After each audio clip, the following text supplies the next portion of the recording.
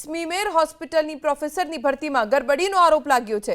નિયત માપદંડની વધુ ગુણ આપતા ગરબડી થઈ છતી। મેયર દક્ષેશ માવાણી અને કમિશનર શાલિની અગ્રવાલની તપાસમાં ગરબડી સામે આવી। સમગ્ર મામલે વિજિલન્સને સોંપવામાં આવી તપાસ।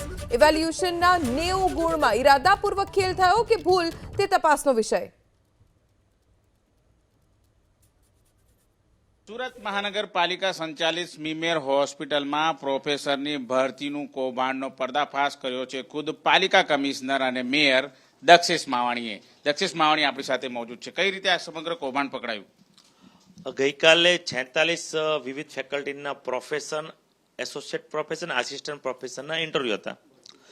ઇન્ટરવ્યુમાં 10 માર્ક જ ઇન્ટરવ્યુના હતા અને 90 માર્ક્સ એ જે સ્ટડી કર્યું છે કે એમબીબીએસના કેટલા માર્ક્સ, માસ્ટર કર્યું હોય એ ફર્સ્ટ એટેમ્પ કર્યું હોય કે સેકન્ડ એટેમ્પ, થર્ડ એટેમ્પ, એમ વિવિધ માર્ક્સ હતા કે એક બી એટેમ્પ વગર કર્યું હોય તો 15 માર્ક, સેકન્ડ એટેમ્પ કર્યું તો 10 માર્ક્સ, એ 90 માર્ક્સની ભરતી। એટલે મારેનું કમિશનરનું ધ્યાન ગયું 90 માર્ક્સ બરાબર અપાય છે કે નહીં।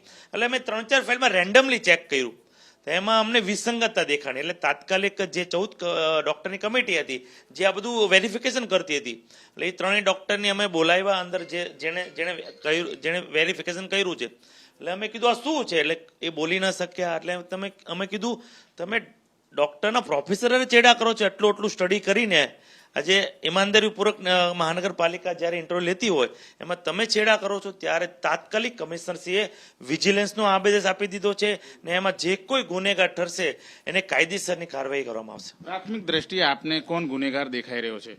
એમાં જેની 14 ડોક્ટરની કમિટી છે, પણ જે વેરિફિકેશન કર્યું 3 ડોક્ટર હોય, એ ત્રણેય ડોક્ટરનું અત્યારે અમે ચેકિંગ કરીએ કે કયા 3 ડોક્ટરે ફાઇલ પર સાઇન કરી છે। એટલે એનું ઇન્વેસ્ટિગેશન થઈ રહ્યું છે।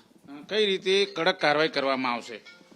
આમાં વિજિલન્સની તપાસની અંદર જેના પણ નામ ખુલશે એને કાયદેસરના જે મહાનગરપાલિકામાં જે પગલાં ભરવામાં આવશે એ અમે ચોક્કસ ભરીશું।